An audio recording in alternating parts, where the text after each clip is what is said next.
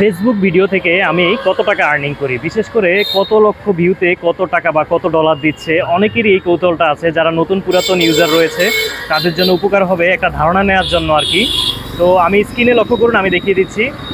আমার এই যে ভিডিওটি দেখাচ্ছি আপনাদেরকে, এখানে প্রায় 10 লক্ষ 1M মানে 1 মিলিয়ন 10 লক্ষ ভিউ হয়েছে এই ভিডিওটিতে, এবং এখান থেকে আমাকে আর্নিং দিয়েছে $10।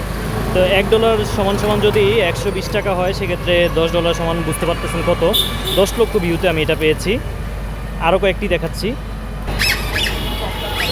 আরেকটি ভিডিও দেখুন, এটাতে প্রায় 14 লক্ষ মানুষ দেখছে, 1.4 মিলিয়ন।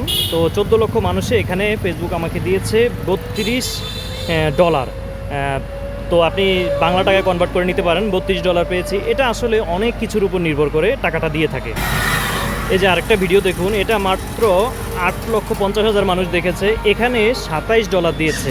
তার মানে ভিউর তুলনায় অনেক বেশি ডলার এটাতে দিয়েছে। তার মানে হচ্ছে এটাতে বেশি মানুষ এঙ্গেজ হয়েছে এবং ভিডিওটা পুরো দেখেছে। ভিডিওটা কতটুকু দেখলো তার উপরে কিন্তু অনেক বিষয় নির্ভর করে।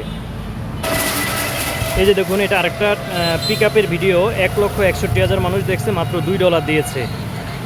এবার বুঝেছেন তো, লাখ লাখ ভিউ ছাড়া কিন্তু ডলার আর্নিং করা এত সহজ না। বিশেষ করে যাদের ভিউতে 10,000, 20,000, 30,000 ভিউ হয়, সেগুলো থেকে খুব একটা আর্নিং করা যায় না। এবং আমার নিজেরও এমন অনেক ভিডিও রয়েছে যেগুলো থেকে আর্নিং করতে পারি না, তবে যেগুলো ভাইরাল হয়ে যায় সেগুলো থেকে ভালো আর্নিং করা যায়। ভিডিওর ধরন অনুযায়ী, কন্টেন্টের বিভিন্ন কোয়ালিটি বা ধরন অনুযায়ী এটা কিন্তু কম বেশি হতে পারে।